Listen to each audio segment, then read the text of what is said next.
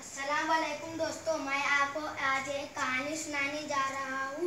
इनका शौक आज से कोई 2500 बरस पहले यूनान में एक बहुत बड़ा आलिम गुजरा है। उसका नाम अफलातून था।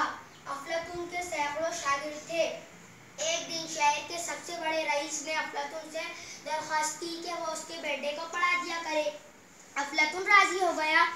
रईस के हिदायत के मुताबिक कमरा बंद रखा जाता था। उस वक्त किसी को भी अंदर जाने की इजाजत नहीं थी। रईस के बेटे का एक गुलाम था जो उसी का हम उम्र था। उसे पढ़ने का शौक था मगर वो पढ़ नहीं सकता था क्योंकि उस जमाने में गुलामों को पढ़ने की इजाजत नहीं थी। जब रईस का बेटा कमरे के अंदर पढ़ रहा होता तो गुलाम लड़का बाहर दरवाजे के पास बैठा रहता था। उससे अफलातून की बातें बड़ी अच्छी लगती थी। वो बंद दरवाजे से कान लगाकर अफलातून की बातें निहायत अदब और शौक लगन से सुना करता था। रईसजादे को पढ़ते हुए जब 1 साल पूरा हो गया तो इम्तिहान लेने के लिए उस जमाने के कायदे के मुताबिक आलिमों की एक मजलिस बुलाई गई। अफलातून के कई शागिर्द भी वहाँ मौजूद थे। रईसजादे को एक ऊंचे मंबर पर बिठाया गया। फिर उसे एक उन्वान पर तकरीर करने के लिए कहा गया।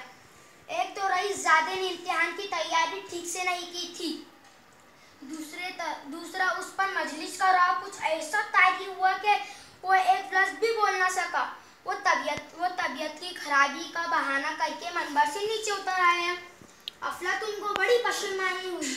उसने अपने दूसरे शागिर्दों को आवाज़ दी, तुम में से कोई उस उन्वान पर बोलने के लिए तैयार है? मगर कोई तैयार न हुआ।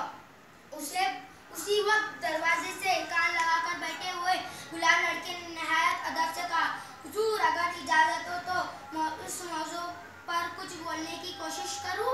एक मामूली गुलाम की ये बात सुनकर सबको बड़ी हैरत हुई। अफलातून ने उसे बोलने की इजाज़त दे दी। लड़के ने उस उन्वान पर ऐसी उम्दा तकरीर की कि लोग अश अश कर उठे आए।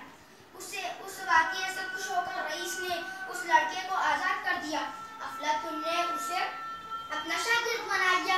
ये मामूली लड़का बड़ा होकर अरिस्तो के नाम से मशहूर हुआ और सिकंदर आज़म का उस्ताद बना। तो दोस्तों, तुम्हें मेरी कहानी अच्छी लगी?